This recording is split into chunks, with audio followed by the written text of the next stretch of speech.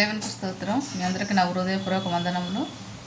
ఈ దినము పునరుద్ధాన దినం, శ్రేష్టమైన దినము.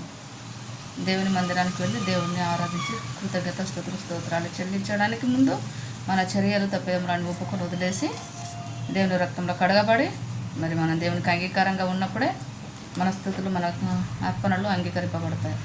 దేవునికి మహిమ కలిగిన ఈ పనులు చేసేది దేవుడిచ్చి రక్షణ పొందుకున్న వారు మాత్రమే. రక్షణ అంటే ఏంటి, ఎలా పొందుకోవాలంటే దేవుని కుమారుడైన యేసు ప్రభు మన కొరకు చనిపోయి తిరిగి లేస్తాడని మీ హృదయమందు అంగీకరించి పాపాలు ఒప్పుకొని వదిలేసి పాప క్షమాపణ నిమిత్తం మారు మనసు పొంది బాప్తీసం తీసుకోండి. దేవుడు గొప్ప రక్షణ ఇస్తాడు. God bless you all of your family. రక్షణ పొందుకున్న మనము దేవుని మాటలు మాత్రమే నమ్మాలి. ఏ మనసులో చెప్పింది కూడా నమ్మకూడదు. మందిరానికి వెళ్ళినప్పుడు దేవుడు మనతోనూ మాట్లాడతాడు. 100 మాటలు మాట్లాడినప్పుడు 10 మాటలు మన హృదయానికి టచ్ అవుతాయి. అవి మనం కాబట్టి మందిరానికి ఖచ్చితంగా వెళ్ళాలి. సమాజ మందిరంలో కూడుకొని దేవుణ్ణి ఆరాధించడం బహుశ్రేష్టమైనది. మన గృహంలో ఉండి మనం ప్రార్థన చేస్తున్నాము అని చెప్పేసి అనుకోకూడదు. మరి మందిరానికి వెళ్ళినప్పుడు అది ఆ సార్వత్రిక సంఘంలో కూడా మనం ఉంటాం కాబట్టి మనం ఇక్కడనే ప్రాక్టీస్ చేయాలి. దేవుణ్ణి మరి ఎలా ఆరాధించాలి, దేవుడు ఎంత ఔన్నత్యం కలిగిన దేవుడు, మరి ఎంత ఉన్నతమైన దేవుడో మనకు అర్థమైపోతుంది. చదువు రానులు ముఖ్యంగా ఖచ్చితంగా మీరు విశ్వాసం ఉంచండి చాలు. విశ్వాసం ఉంచితే చాలు. చదువు రాదు, బైబిల్ చదువుకోలేదు కదా మాకు ఎట్లా అని చెప్పేసి మీరు బాధపడద్దు. యావత్ ప్రపంచంలో ఉన్న ప్రతి మనుషుని దేవుడు ప్రేమిస్తున్నాడు కాబట్టి ఆయన మిమ్మల్ని నడిపించేది. చదువు వచ్చిన వాళ్ళని నడిపించేది ఆయన, చదువు రాని వాళ్ళని నడిపించేది కూడా ఆయనే. ఈ లోకంలో మనుషుని జ్ఞానము అండ్ బలము, ఆరోగ్యము, అలా శక్తి ఏది ఆయనకు ఉపయోగకరమైనది కానే కాదు. దేవుడిచ్చు శక్తి, దేవుడిచ్చు మాటలు, దేవుడిచ్చు జ్ఞానం మాత్రమే ఆయనకు ఉపయోగకరంగా ఉంటుంది. కాబట్టి మన బలహీనత, మన క్యారెక్టర్ని ఆయన లక్ష్య పెట్టేవాడు కాదు. మనం ఆ దేవుని చిత్తాన్ని జరిగించేవారమా, ఎలా జరిగించుతారు, వీళ్ళను ఎలా నడిపించాలని దేవుడే మన విషయంలో మరి ఇన్వాల్వ్మెంట్ అయ్యి మరి మన ద్వారా పనులు చేయించుకుంటాడు. అప్పుడు మనం ఖచ్చితంగా దేవుని మాటకు లోబడి దేవుని చెప్పింది చేయాలి. చేసినప్పుడు ఆయన ఇచ్చు శక్తి, ఆరోగ్యము, జ్ఞానము, వివేకము, వివేచన, ఏ మనిషిని గాయపరచని భక్తి ఉంటుంది. అందులో దేవుని యందు భయభక్తులు కలిగి ఉండుటే జ్ఞానానికి మూలం. వాక్యాన్ని గూర్చిన జ్ఞానం తెలిసినంత మాత్రాన పెద్ద ఊరిగేది ఏం లేదు. ఎందుకంటే లూసిఫర్ కూడా బైబుల్ మొత్తం తెలుసు. వాడు మరి జ్ఞానవంతుడైనా కానీ వానికి భక్తి అనేది లేదు. దేవుని యేసు ప్రభుకు సాష్టాంగపడి నమస్కారాలు చేయాల్సిన అవసరం నాకు లేదని చెప్పేసి వాడు గర్వించి తండ్రి మరి కూర్చున్న సింహాసనాన్ని వాడు ఆశించినట్టుగా వాని మనసులో వాడు కొంచెం అనుకున్నట్టుగా దేవునికి తెలియబడింది కాబట్టి వాని గర్వాన్ని వాని నాశనానికి దారి తీసింది. వాడు పాతాళ లోకంలో తోయబడ్డాడు. మరి బైబుల్ అంతా తెలిసిన లూసిఫర్ గాడు అలా తోయబడ్డప్పుడు ఈ లోకంలో బైబుల్ అంతా తెలుసుకొని కూడా మరి ఒక్కొక్క సేవకులు విమర్శిస్తున్నారు. ఏసన్న గారిని, భక్తి సింగ్ గారిని, ఇంకా దేవదాసయ్య గారిని. వీళ్ళందరూ వాళ్ళకు దేవుడిచ్చిన జ్ఞానం ఉంది, వాళ్ళలో భక్తి ఉంది.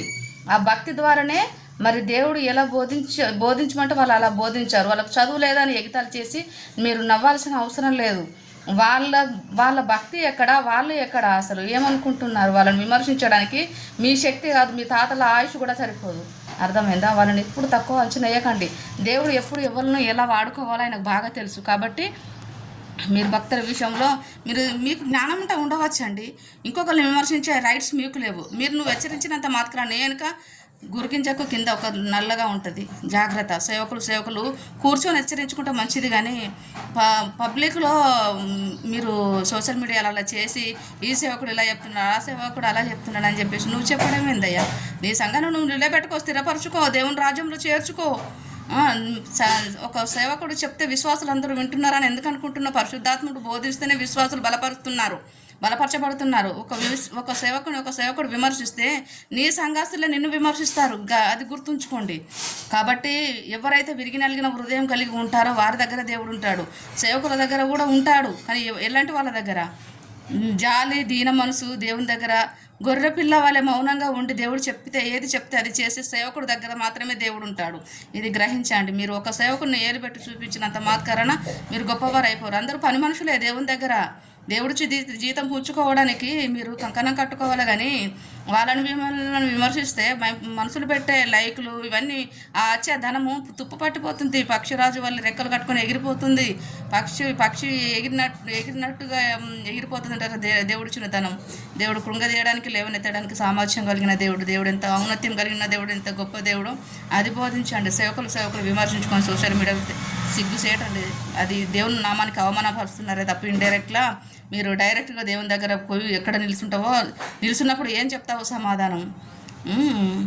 ఏసన్న గారి గురించి, భక్త సింగ్ గారి గురించి, మీరు మన దేవదాసయ్య గారి గురించి అలా ఎప్పుడు మాట్లాడకండి. వాళ్ళు దేవునితో సహవాసం చేసిన వాళ్ళు. దేవుడు వాళ్ళ దగ్గరికి వచ్చి పిలుచుకున్నాడు.